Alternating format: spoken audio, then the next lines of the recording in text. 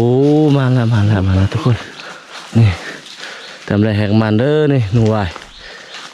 พุ่นโอ้ถึงอยู่ลุงพุ่นอีกแต้มนึงโอ้คักนี่สองแต้มใส่ซองล่างน้ำกันแล้วมันตกถึงลุงนี่ถึงสองแต้มน้ำกันเลยนี่ว้าวสุดยอดของแท้มาแล้วนี่โอ้นี่พันทองใส่ฮะเนาะมาละหนูวายโอ้สุดยอดนี่คุณกระเลิงงับเนี่ยโอ้โหหนูวายเอ้ยหนูวาย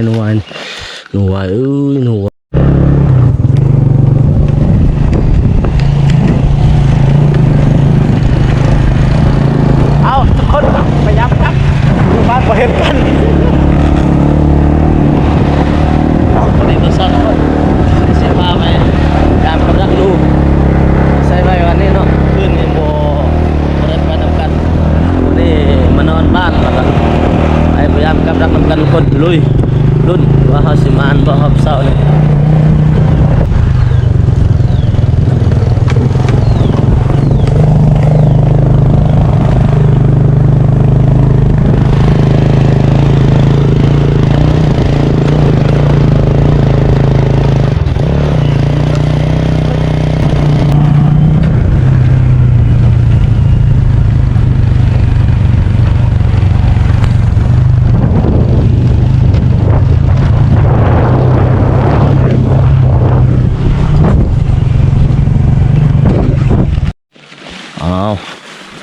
กำลังลงฮอตหัวแล้วทุกคนพากันลงฮอตหัวละเกียมลุ้นผลงานว่าผู้ใดสิมานกว่าหนูวายใช่หนูวายโอ้มาแล้วทุกคนนี่ทำอะไรแหกมันเด้อนี่หนูวายอุ้ยเมื่อคืนนึกอะพันทองได้แต้มนึงนะเมื่อคืนนึงเนาะไปลุ้นน้ำกันต่อมาแล้วรางที่เท่าไรฮันรางที่3โอ้พันทองรางที่3ถึงหนูวายละไปลุ้นน้ำกันต่อบาร์ล่างนี่มือกับหนึ่งกับไม่ร้อยก็เยอะมือตัวกับแบบนี้เนี่ยเลยถึง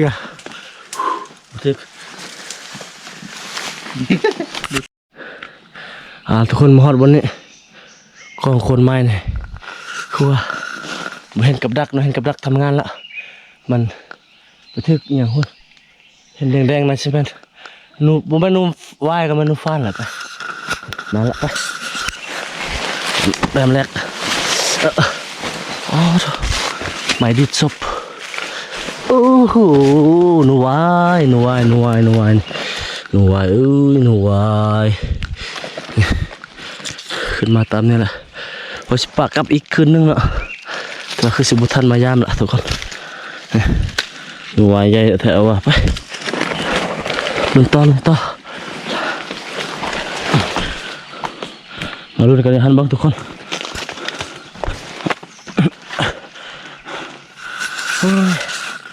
สุดยอดเลยได้ความคักอยู่นี่ก็เลย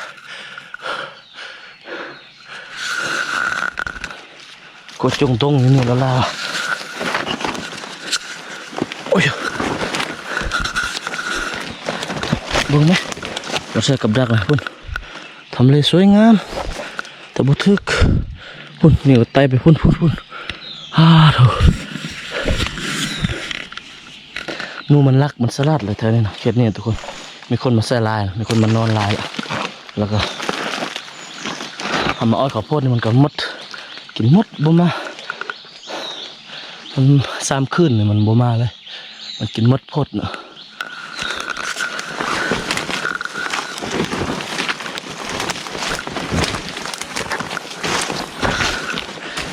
หลังนี้ก็เปอะสลัดลายสูมาลุ้นกับดักหายมีคนเอาแล้วดิใส่เทิงขึ้นมาใส่อยู่เทิงบนสัตว์โอ้ปีกายมันใส่หันทึกหนูวายแล้วเนาะ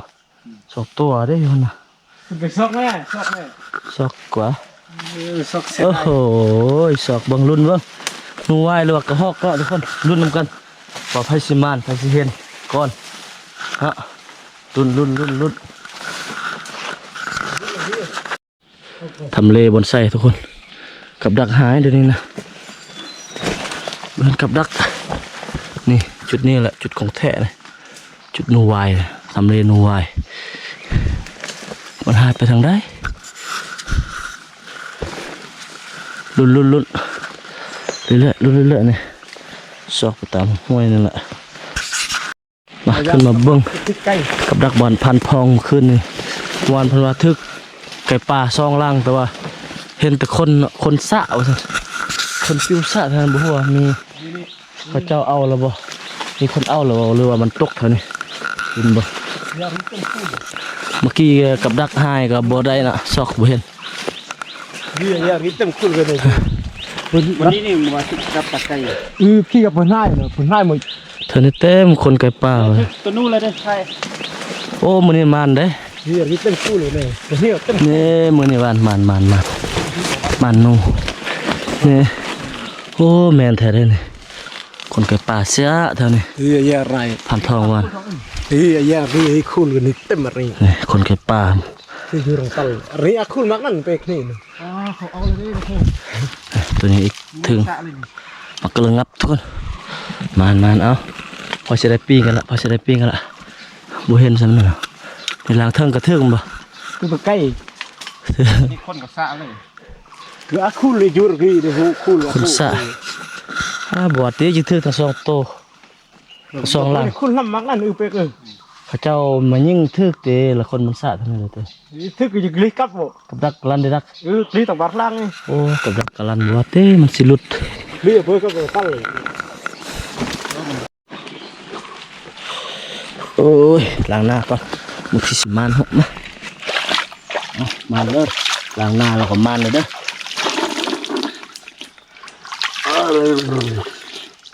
มาล้างหน้าแล้วก็มันเด้อ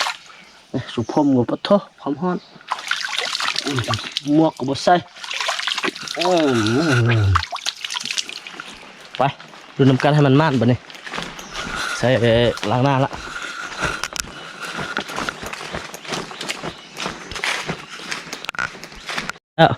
ล้างหน้าละมันเนี่ยผ่านผลบ้านละเนี่ยอ้าวสกเกือบเยอะเนี่ยกี่โอ้ยสกเกือบจะนี่มาสกับสูไปฮะไปลุ้น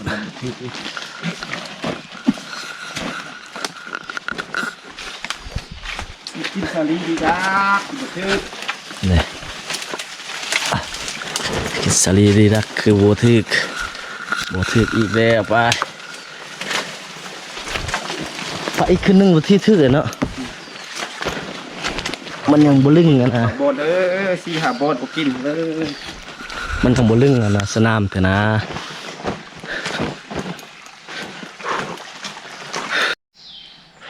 ทุกคนไปรุ่นทางนี้พูดนะหลังจากที่ล้างหน้าแล้วเนาะทุกคนว่าแล้วตรงมานพุ่นเห็นไหมพุ่นฮะก็เลยนับแต้มทุกคนไปลุ้นกันหนูวายแน่นอนพุ่นหนูวายแน่นอนหนูวายนี่เห็นบ่นี่ทำเลสวยงามเลยนี่พุ่นนะโอ้สุดยอดนี่โอ้โหพุ่นกระเลิงงับนี่ว่าแล้วนะมากระเลิงงับมันวายไปลุนต่อลุนวายต่อพุ่นลงไปห้วยพุ่นละบ่เนี่ยลงไปในสไลเดอร์เท่านี้บ่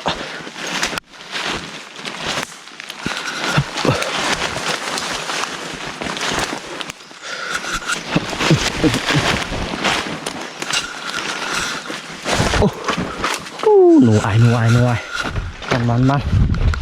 อายมันหนูอาย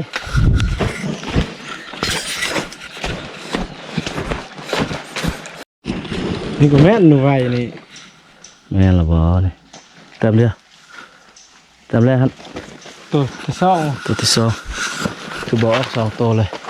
ไปเบิ่งมันคือไม่ใช่กับที่เนาะความรักนู่น ไข่พันเป็กได้ เจอได้นะกี่ทง พันเป็กเนี่ยบ่มาเลยยามตอนคืนน่ะโอ้ล็อกกันแน่นี่สมหน้าจน ผมไปอยู่แคมป์ดิ เบิ่งวันนี้มากับฮอดบอลเอ้ยตายล็อกกันแล้วจังนี้นะนี่ฮอดแต่บอลนี่มีอันนะให้มันกับดักนี่ กางมิน กับดักคนนี่พันทอง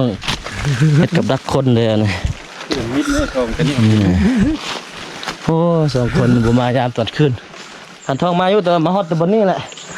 เอาตอนนี้ไป พดค่อยทาลานมันอยู่ลุ่มพุ่นโอ้ความไกล เจอเด็ดจุดเด็ดปุ๊บเจอเด็ดจี้เรียกรถ มาแล้วพันทองเฮ็ดแล้วไปชุดน้ำกันเซ่นี่โอ้นี่ทุกคนมาแล้วนี่หนูว่ายมากระงับนี่ของแท้มาแล้วของแท้แล้วนี่ ใช่ โอ้นี่พันทองใส่แล้วเนาะมาแล้วหนูว่ายนี่ละศอก5หนูว่ายนะ นี่เป็นเวลาเพิ่นเกิดฟิก โอ้หนูว่าย สุกนี่มีหนูใหญ่เลย ศอก น้อย นี่ว่ายกับบ่ค่อยใหญ่ตัวแม่เนาะตัวแม่ตัวผู้ตัวใหญ่อยู่ตัวผู้น่ะนี่โอ้มาละพันทองเห็นแล้วเนี่ย หนูวันบริยามคืนนี่นะ เมื่อคืนบริยามมายามตอนเช้าเรียบร้อยเลย ไปคนละทาง โอ้ยแนวบ่ฮู้บอลเนาะถ้าฮู้บอลนี่สิยามให้อยู่มันมานี่บ่ฮู้บอลเราก็เลยบริยาม สักกระขึ้นกันให้นะค่ำ อีกแล้วถึงอีกแล้วนี่โอ้ถึงบนพาหินนี่ทุกคนถึง2 แต้มป่ะโอ้นี่ทุกคนโอ้ทำเลยบนตัดนี่เนาะทุกคนไปเบิ่ง ใกล้ ใช่มาลุ้นน้ำกัน ไปทันกับบนนั่น โอ้2 ล่าง 2 แต้มเลยพุ่นหนูวายทุกคนจวดหางยาวนี่เบิ่งไหมวิธีเสือกับดักนี่ นี่ สุดยอดพุ่นโอ้ถึงอยู่ลุมพุ่นอีกแต้มหนึงโอ้คักนี่2 แต้มลุยลุ้นมาแล้วครับเสานี่ใช่ นี่ ตกอยู่หันอีกแต้มหนึงทุกคนโอ้พันทองเนี่ยมันเท่ามื้อนี้นะ ตัดเป๊กนึงนี่ตัดเป๊ก พันปีกอ่ะนี่โอ้หนูว่าอีกแล้วมันตกอยู่นี่ทุกคนเราใส่อยู่เทิงพุ่นน่ะใส่ซองล่างน้ำกันแล้วมันตกถึงลุมนี่ถึง2 แต้มน้ำกันเลยนี่ว้าวสุดยอดไป แล้วตัดขึ้นนี่นี่เรื่อง ของเฮาบ่มานก็มานของพันทองก็เอาแล้วปะพาหินนี่ เดี๋ยวแจ้งทำเละนี่เนาะ ไปลุ้นน้ำกันต่อนี่โอ้มีน้ำนี่คือสิครับนี่เปลี่ยนถ่ายรูปนี่แอคชั่นพุ่นคอยสิขึ้นไปทางเทิงมันเนาะเขา2 คนสิลงไปลุ่มมันทางนั้นก็เครือเข้าเต็มเนาะทุกคนเครือเข้าแล้วก็คือสิมีกระหอกเรือโนวานั่นแหละปะลงกันมีบ่มีก็ลุ้น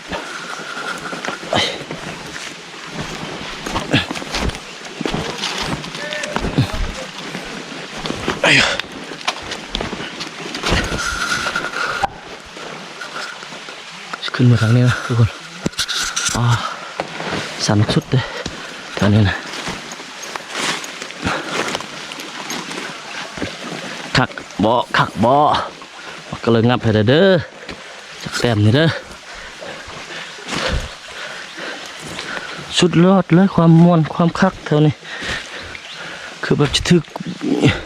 ส่องอยู่ไกลแบบเห็นมันห่างยาวอดรอดจะนั่นนะมักนะเนาะไปเบิ่งน้ำกัน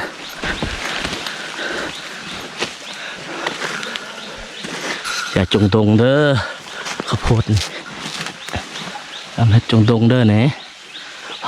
โธ่วันนี้คือบ่มาเทือกให้เด้อเนาะหนูวายไปใส่หมดว่ะเนี่ยสิ่งที่บ่อยากเห็นนะเป็นแบบนี้สิ่งที่คอยบ่อยากเห็นนะหนูวายก็หอกไปใส่หมดเนาะมาทึกบ่มาลงมาทึกธรรมดามันตกทึกอย่างนี้นะหรือปลาอีกคืนที่2มันจริงทึกบ่เนาะทุกคนพุ่นหนูวายอยู่นี่ซองลงมาเห็นหนูวายแล้วทุกคน รรยากาศนี่สุดยอดเลยทุกคนมาชมบรรยากาศนี่สุดบรรยากาศนะทุกคนไปลุ้นนี่หนูวายคอยกระมาแล้วหนูวาย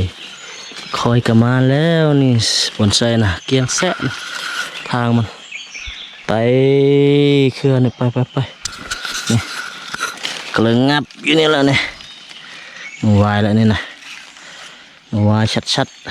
ๆแต่ว่าตัวน้อยแล้วลูกมันทุกคนมานลูกมันมานลูกน้อยมันโอ้ยปะยังไงปีหน้ากับบัวน่ะมันถือกิดสร้างเอาตัวพ่อตัวแม่มาก่อนแม่นะกอดคนไว้เนี่ย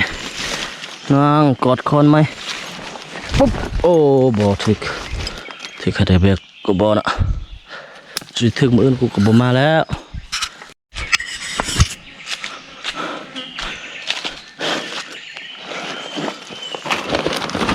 เอากับรักปลานี่เราก็ยำถึงทุกคน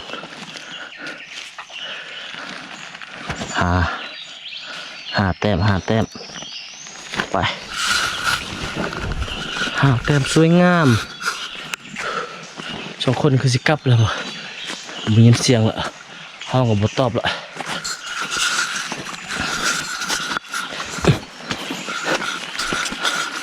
ได้หนูวายแล้วก็ถึงหนูวายแล้วก็นี่ปะกันละฝ่ายเฮานี่ดีเห็นหนูวายจากแต้มมาหอดบนกองไฟมาขึ้นทุกคนจุดกองไฟกินข้าวมาขึ้นนี่แหละนี่ดังไฟนะอะไรก็ดังบุลุกบุขึ้นสุดท้ายก็ลุกจนได้เนาะแต่มาขึ้นนี่นูเต็มเลยเท่านี้แหลนสมซีทั้งห้วยนะนูตัวบนทึกกับดักมันสลัดละ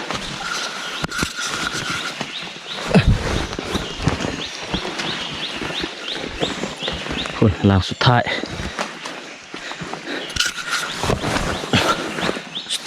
สุดก็บอทึก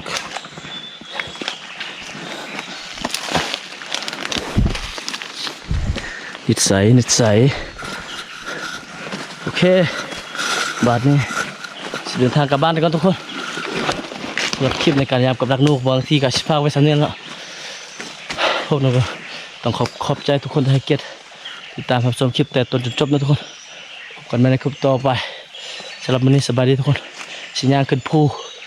เมื่อยสุดเลยขึ้นกลับบ้านโอเคการเดินทางสิ้นสุดอยู่บนได้แสดงว่าคลิปจบอยู่บนทางเราทุกคน